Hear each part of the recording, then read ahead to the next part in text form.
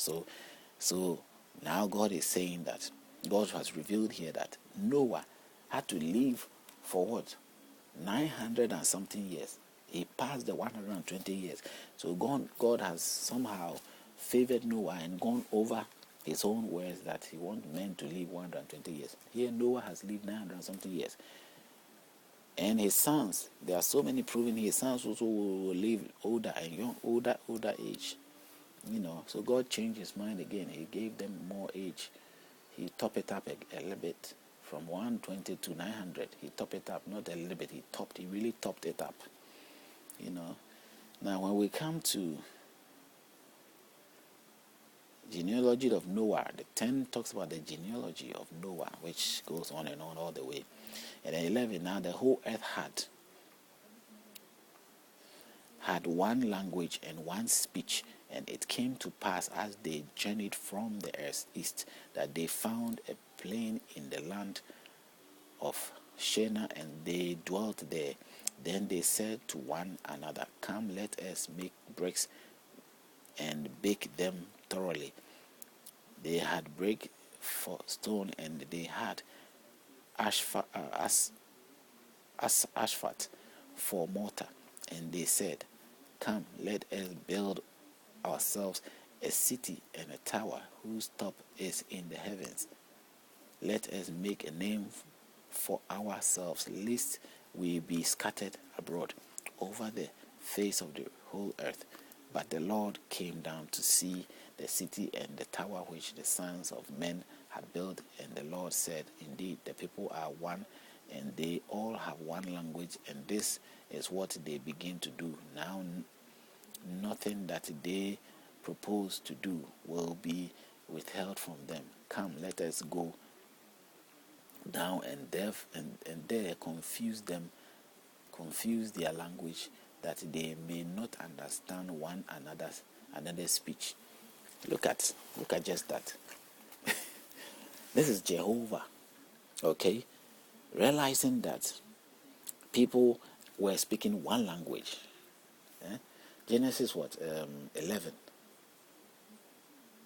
They were speaking one language, and God then called his colleagues or his sons or whoever he called, and he says, "Come, let's go down there and confuse them." The Bible, God bring confusion on people. That tells you that God is capable of bringing confusion on people. Now, I am mixing God with God, because now in my life, I believe in God, but I doubt that the God presented by the Bible is really God. That's what my doubt is. So don't get me wrong. Don't mistake me for anything. Because I don't think God should do that. Now, that's my view. I may think whatever I want, but God did it. The Christian man will say God did it, because as far as the Christian is, he's looking at the book that he feels comes from God, even though it's been proven many times, and now that we're proving that it is not from God, from the ultimate God. They say so. Maybe it's from Jehovah. There's no doubt about that. There are spirits. So Jehovah may be one of the strong spirits, and is the spirit Jehovah has passed this message on.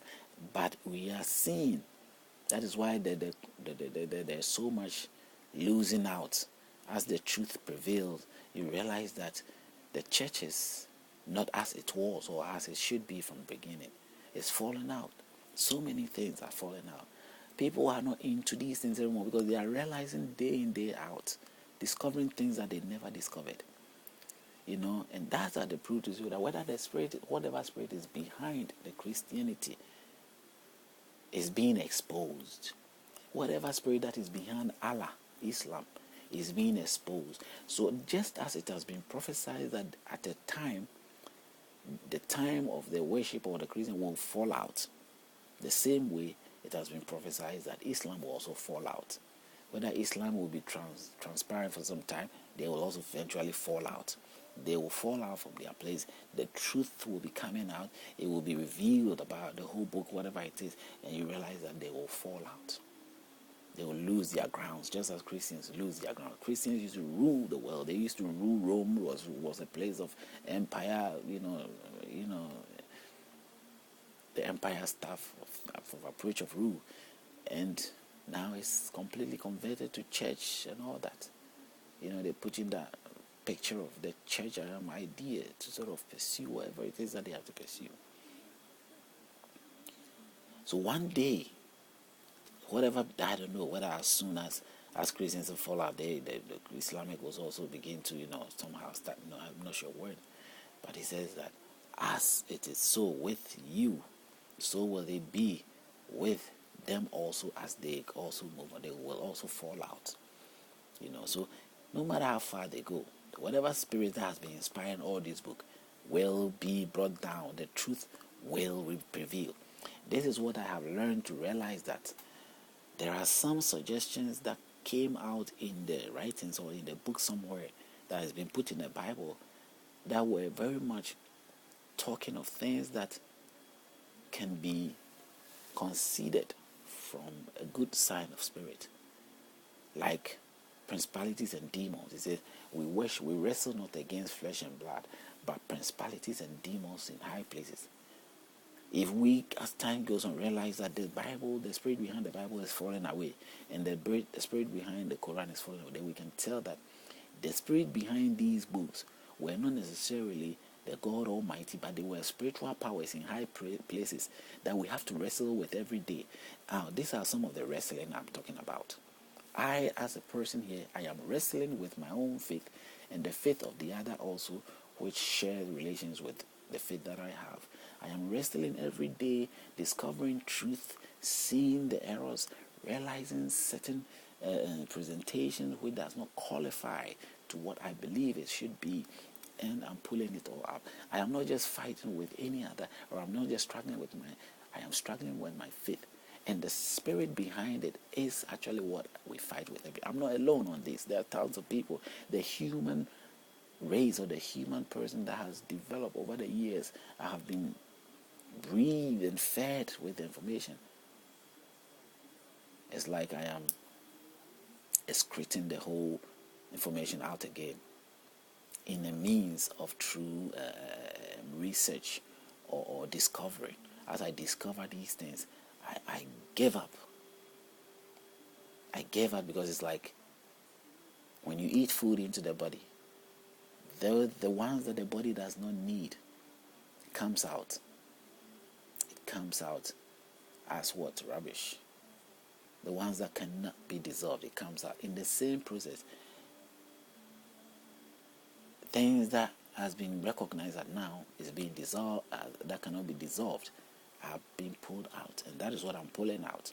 And as you pull them out, the stronghold that the spirit has on you, the spirit begins to lose its grips. It loses its hold on you. It captured you, it held you down, it was punishing you, it was judging you, it was crucifying you over things that are not relevant. All the things will come up. I will see why certain things that I have done in my life that others also probably have done in their life, or things that goes on today that all my life I have thought of it as wrong and right, wrong.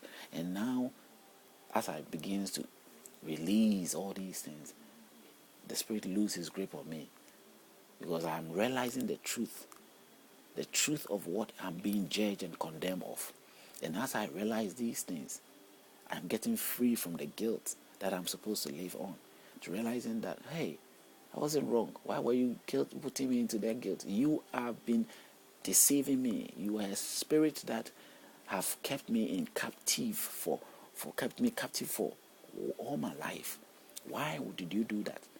Now look at what you present yourself. It shows your ways and what you've been doing. You shouldn't do that. You have no right to have done that. After all, you are not probably my true God.